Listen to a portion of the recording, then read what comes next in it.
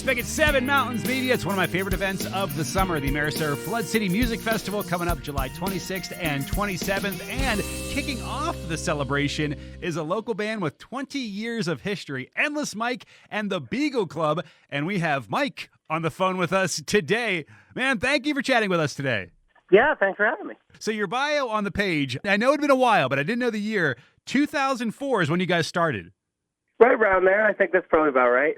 Tell me about the beginning of Endless Mike. I don't know if you remember this, but back in 2004 and around those times, there was a really great punk scene in Johnstown, Pennsylvania there. And tons of people with tons of bands, writing their own stuff, making their own records, doing their own tours, throwing our own shows. All my friends were in bands and stuff. And I had a bunch of these little songs written and had a show coming up, but no band to play it with. So I just asked all my buddies if they wanted to come around and learn these songs for a show, and it kind of stayed that way the whole time.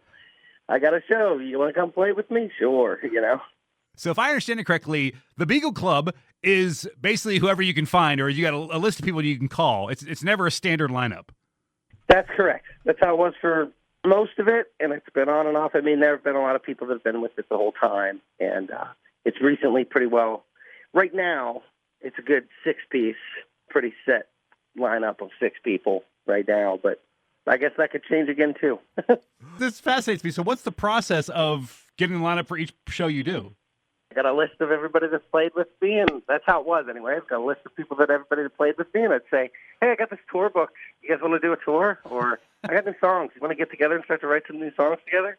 And then it just kind of goes, we could play this show. Do you want to do it? Sure. And if they say yeah, then great. And if somebody says no, then all right.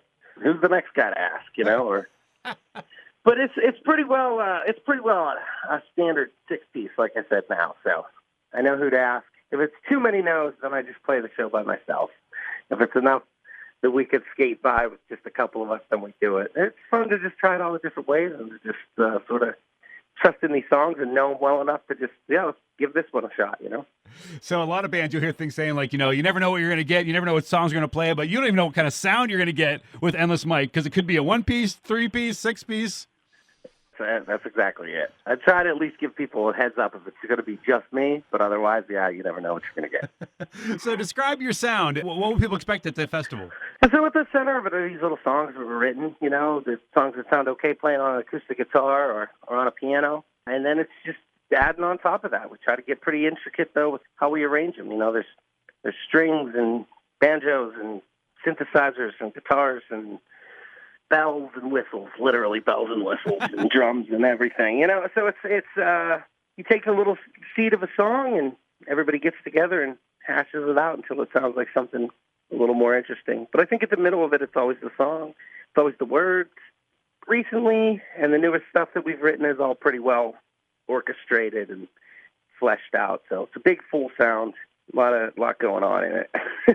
So with the sound, with 6 people, and as you said, bells and whistles, but as you said, the song is what's important. How do you make sure that the words aren't getting overpowered or the words are getting lost?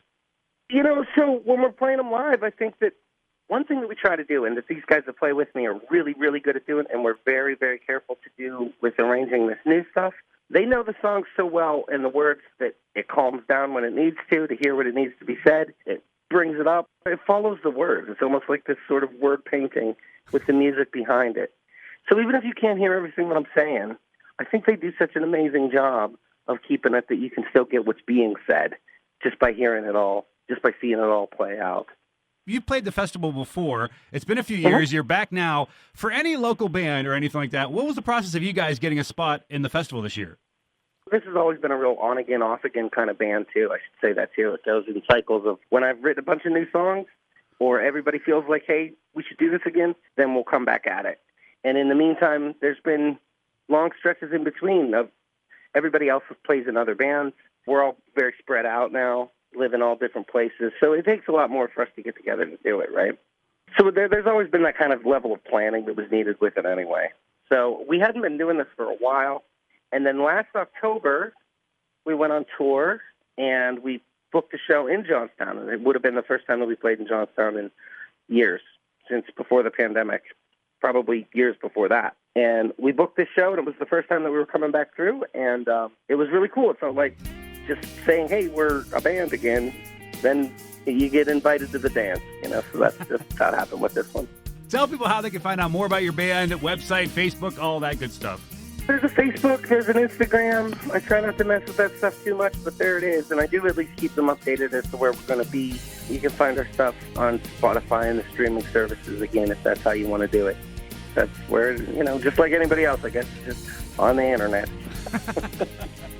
Well, man, thank you so much for chatting with us. I'm looking forward to the festival. You guys are kicking things off Friday, 4 to 5:30 at the Oil House Stage. Endless Mike and the Beagle Club in Johnstown. Thank you. If you have a charity, upcoming event, or 501c3, and you want to be featured on an upcoming episode, you can email me at rbeckett@sevenmountainsmedia.com, RBECKETT at the number 7, mountainsmedia.com.